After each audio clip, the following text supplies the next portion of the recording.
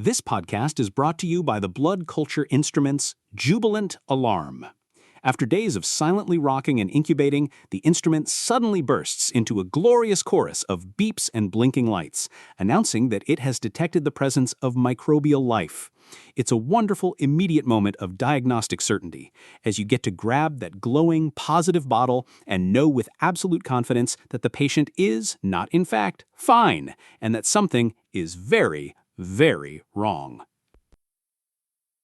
Welcome back to the Deep Dive, where we go beyond the instrument printout to understand the science behind the sample. Absolutely. Today we're in the microbiology laboratory, discussing what is arguably one of the most high-stakes areas of our profession. We're talking about blood and bone marrow cultures. These are normally sterile sites, so when something grows here, it's a critical alert. It can mean sepsis, endocarditis, or a serious systemic infection. The clock is ticking for that patient from the moment the bottle flags positive. It really is a race against time. Today, we want to zoom in on a core skill that remains absolutely essential, even with all our automation. It's the moment a laboratory scientist takes that positive broth, puts it on a plate, and a few hours later uses their eyes, their experience, and even their nose to start solving the case. Exactly. We're talking about colony morphology and identification for major pathogens found in blood and bone marrow. It's the classic bench-level detective work. Long before the final ID and MICs are reported, a skilled laboratory scientist can look at a culture plate and provide the clinical team with a wealth of actionable information. That first look can confirm the gram stain, suggest a likely genus, and guide the very first adjustments in antimicrobial therapy. It's a craft. It's a craft built on a foundation of solid principles. So our plan today is to first lay out those general principles of the culture workup. Then we'll walk through the usual suspects, the major pathogens you see in blood and occasionally bone marrow cultures, both gram-positive and gram-negative, and connect their appearance on the plate to their underlying biology. And we'll finish by touching on some additional considerations, why the specimen source matters, and how our initial read integrates with the next steps. It's a journey from a flagged bottle to a preliminary ID, all from the perspective of the laboratory scientist at the bench. So let's start at the beginning. The instrument sings its little song. You grab a positive bottle. What's the first thing we do, and what are we setting up? The first step is always the gram stain, directly from the broth.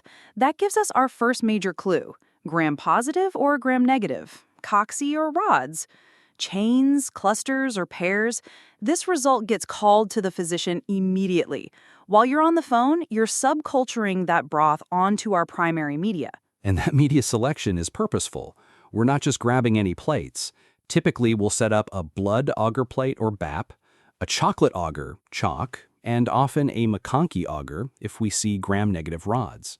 And of course, an anaerobic plate if we're working up the anaerobic bottle. Let's break that down. The blood agar is our workhorse. It's an enriched, non-selective medium that lets most things grow, and it's differential for hemolysis, which is a huge clue. Is the organism breaking down the red blood cells? And if so, how? Is it beta hemolysis, that complete clear zone, or alpha hemolysis, the partial greenish clearing, or gamma, meaning no hemolysis at all? Then you have chocolate agar. It's essentially cooked blood agar. The heating process lyses the red blood cells, releasing intracellular growth factors like hemin and NAD. This makes it perfect for growing those picky or fastidious bacteria that can't grow on standard BAP, like Haemophilus influenza and Neisseria. So if something grows on chalk but not BAP, that's a massive piece of the puzzle right there. Exactly. And after incubation, usually just overnight, we come back to those plates. This is where the detective work really begins. We're examining those plates for colony morphology, their size, shape, color, texture, and of course that hemolysis on the BAP. Every single one of those characteristics is the clue pointing us towards an identification. It really is a visual language. Let's start translating it. Let's dive into the most common players, starting with the gram-positives. A laboratory scientist pulls a plate with medium to large, opaque circular colonies. They're a creamy, almost golden yellow color, and they're surrounded by a clear zone of beta hemolysis. What is screaming out at you? That is the textbook description of Staphylococcus aureus, the golden staph. The buttery texture, the distinct beta hemolysis caused by its hemolysin toxins. It's one of the most recognizable pathogens on a plate. And when you see that, a sense of urgency kicks in because S. aureus in a blood culture is always clinically significant. It's never a contaminant.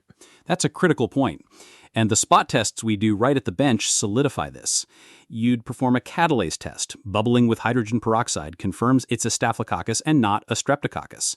Then the coagulase test. S. aureus is defined by its ability to produce coagulase, an enzyme that clots plasma. This is a major virulence factor for the organism, allowing it to create a fibrin coat around itself to hide from the immune system. A positive coagulase test on a colony that looks like that is a presumptive ID of Staphylococcus aureus. Now, let's contrast that with its less notorious cousin. What if the colonies are smaller, consistently white or cream-colored, and typically non-hemolytic or gamma-hemolytic? The gram stain is still gram-positive cocci in clusters, catalase is still positive, but the coagulase test is negative. Now we're in the world of coagulase-negative Staphylococci, or CONS, with Staphylococcus epidermidis being the star player.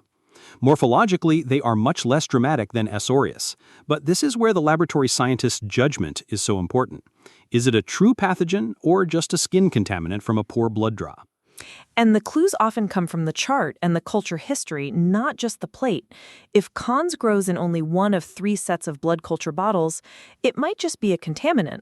But if that same CONS is growing in multiple bottles, especially in a patient with a central line, a prosthetic valve, or who is immunocompromised, then it's very likely a true pathogen causing a serious infection.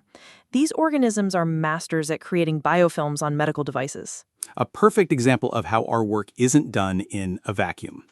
Okay, let's pivot to another morphology. Let's say the gram stain showed gram-positive cocci in chains.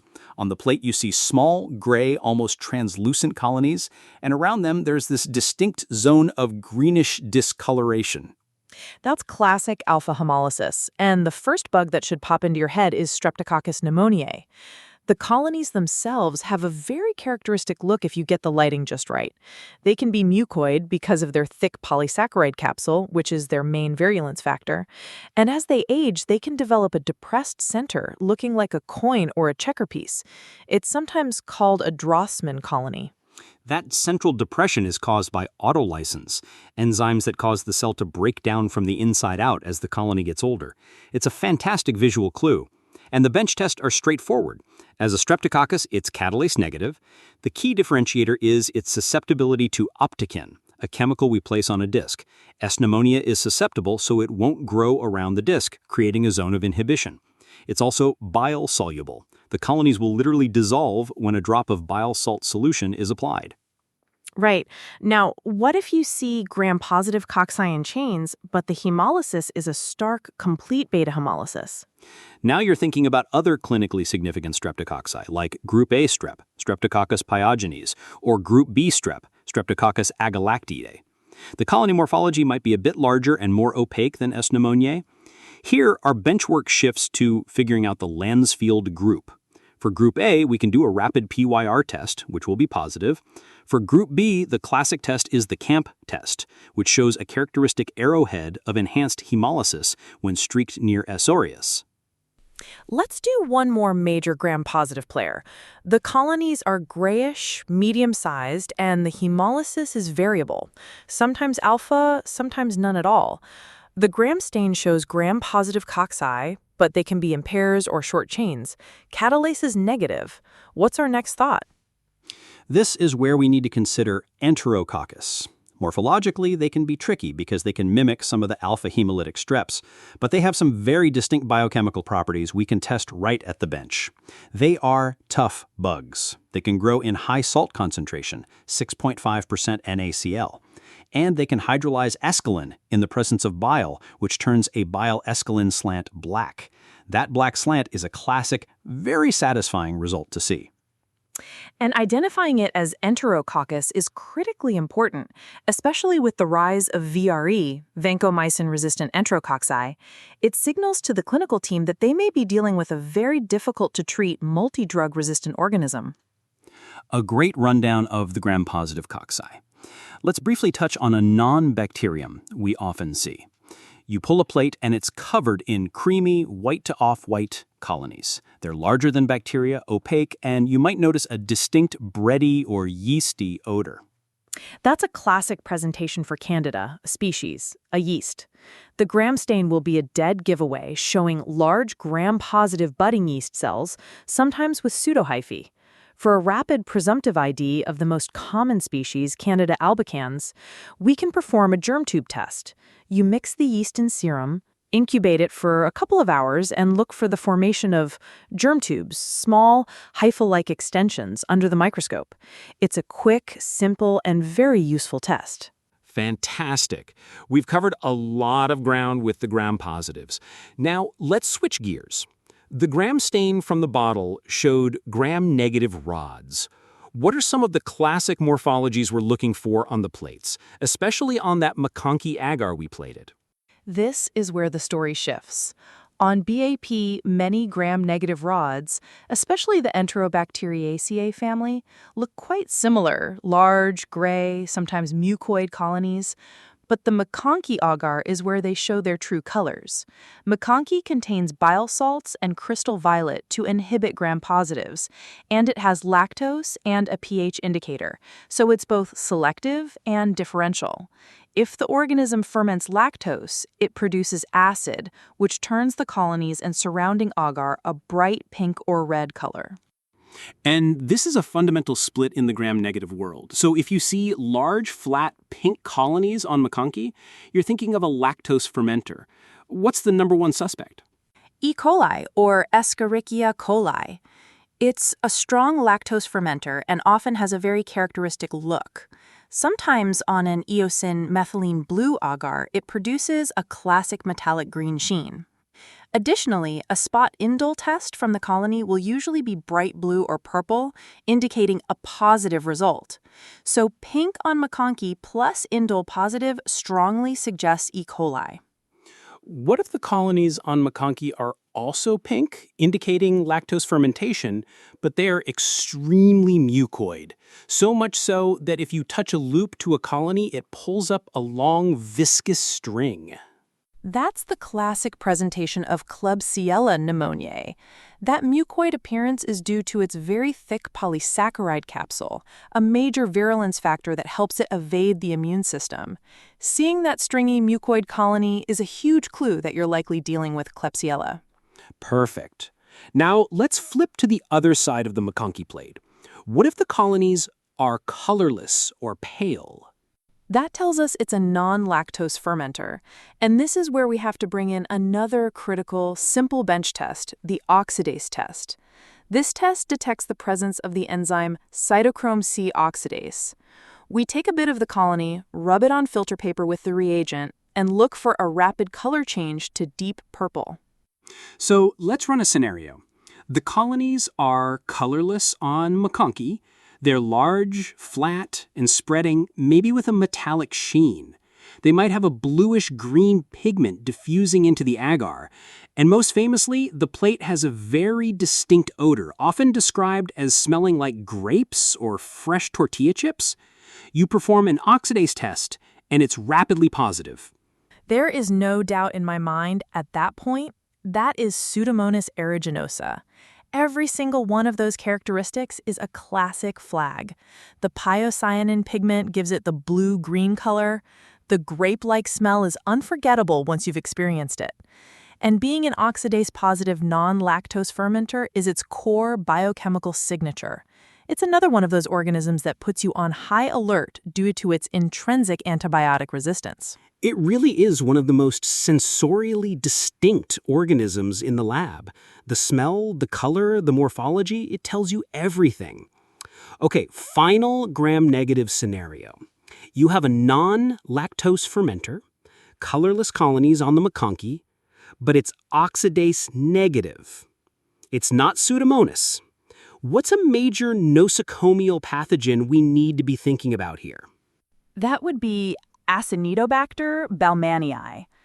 Morphologically, it can be a bit nondescript on the plate. plump, opaque, grayish-white colonies, but its biochemical profile of being a gram-negative rod, a non-lactose fermenter, and importantly, an oxidase negative is the key to differentiating it from Pseudomonas. It's a major cause of hospital-acquired infections and is notorious for its multi-drug resistance, so making that distinction from Pseudomonas early on is vital. Absolutely. This whole tour of the major pathogens really highlights how much information we can gather just from careful observation and a few simple spot tests. This isn't just about naming a bug, it's about providing immediate, clinically relevant information. But it's also important to remember the context.